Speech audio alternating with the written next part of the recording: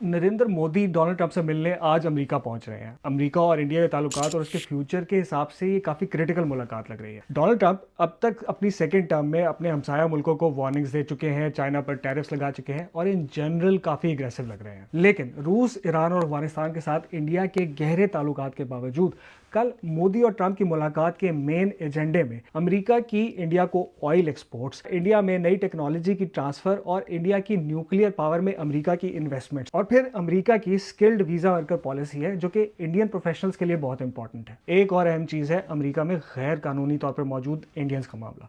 इनकी तादाद तकरीबन 7 लाख है और उनमें से 100 लोगों को पिछले हफ्ते डिपोर्ट भी किया गया। लेकिन फिर भी ओवरऑल मोदी और ट्रंप की मुलाकात से एक्सपर्ट्स को पॉजिटिव वाइब्स आ रही है। उसकी एक मेन वजह शायद ये है कि एशिया में चाइना को ट्रेड और टेक्नोलॉजी में टक्कर देने के लिए अमेरिका को इंडिया की जरूरत है। ट्रंप की पहली टर्म में भी मोदी और ट्रंप काफी गर्मजोशी से मिलते रहे हैं और देखने में लगता यही है कि इन दोनों की अच्छी दोस्ती है और शायद इसीलिए ट्रंप और मोदी की एक साथ तस्वीरें बहुत इंटरेस्टिंग होती हैं। Just by the way, Donald Trump की अपनी सेकंड टर्म में अभी तक शहबाज शरीफ से बात नहीं हुई और तो और बाइडेन ने भी अपने 4 सालों में किसी पाकिस्तानी प्राइम मिनिस्टर से वन ऑन वन कोई बात नहीं की।